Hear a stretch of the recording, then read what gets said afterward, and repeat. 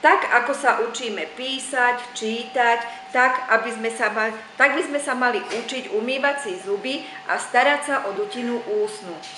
Pre odbornú radu a odpovede na moje otázky sme si zašli do zubnej ambulancie, kde s pani doktorkou pracuje aj dentálna hygienička. Čo je dentálna hygiena?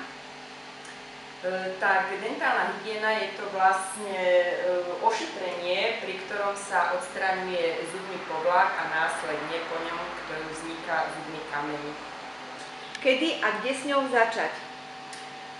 Tak s dentálnou hygienou buď priamo u dentálnej hygieničky, alebo váš ošetrujúci zubný lekár odporúči a doporúči následné ošetrenie.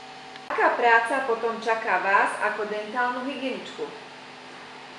Tak keď mi pán doktor pošle nejakého pacienta, pozriem, čo má vlastne v ústach, pokiaľ tam je len povlak, tak odstránim mu povlak, pokiaľ už ten povlak je zmenený na zubný kameň, tak odstránim tvrdý zubný kameň, ktorý sa môže nachádzať nad alebo aj pod gingivou, pod ďasnou. Aké nástroje pritom používate? Tak najčastejšie, a je to aj najšetrnejší voči pacientom, je ultrazvukový čistič.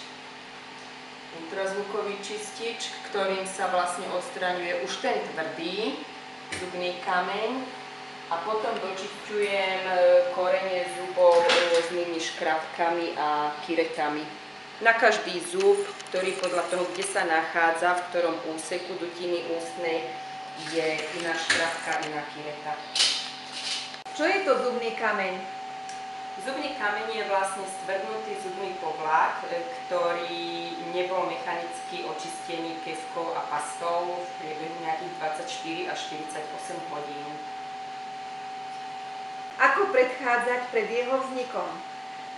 Tak pred vznikom povlaku aj z následne zubného kameňa by sme mali hlavne dodržiavať hygienu dutiny ústnej, čiže každý deň, ráno, večer, a keď aj vám nezvýši čas, že nebude to ráno, večer, tak stačí večer poriadne si vyčistiť zuby zubnou kefkou alebo aj pastou, kde to nie je dôležité ani podmienka, základ je dodržiavať správnu techniku čistenia zubov.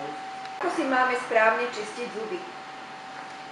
Tak na to tu mám, lebo nemám pacienta, bohužiaľ, tak si zoberiem model, kefku. Väčšinou pacientom doporučujem túto zubnú kefku Curaprox, ktorá má 5460 štetín. Je maličká, mäkká, čiže sa dostane do všetkých priestorov, aj keď má pacient menšiu pusu. Čiže začíname na okluzálnych plôžkach, to pravdepodobne každý vie, dole, hore, a potom vlastne rozdelíme si tú kefku na dve časti. Jedna časť nám čistí ďasno a jedna časť nám čistí zub. Jemnými krúživými pohybmi môžeme sa vrátiť naspäť. Potom ideme z vnútornej strany. Keď sa dostávame do tohto ústneho oblúku v sánke, si kefku stočíme naprieč, aby sme si vlastne vyčistili poriadne všetky tie plôžky v tom oblúku. A kefku si znovu stočíme. To isté vlastne robíme aj v čelusti. Aké pomôcky doporučujete svojim pacientom a čo sladkosti a maškrtníci?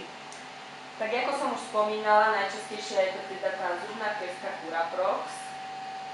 Zo začiatku pri prvom sedení pacientom neukazujem všetky pomôcky, lebo je ich naozaj veľa. Čiže je to zubná kefka Curaprox, potom na také dôkladné dočistenie sa používa single kefka, čiže je to vlastne len taká jednozväzková kefka. Na čistenie medzizubných priestorov je to dentálna niť, ktorú pravdepodobne všetci poznáte. Pre začiatočníkov, ktorí ešte nevedia poriadne s niťou pracovať, ponúkam takéto šabličky. Je to vlastne špáratko aj s tou niťou. Lepšie sa mi to čistí. Alebo potom tým skúsenejším už doporučujem medzizubné kefky, ktoré čistia dokonale medzizubné priestory.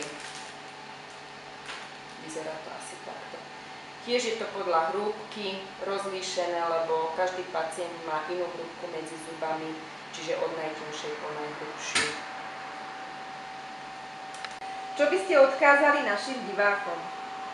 Ja svojim pacientom hovorím tak: čistite si tie zuby, pretože zdravé zuby sa nekazia a čisté zuby je krásny úsmev.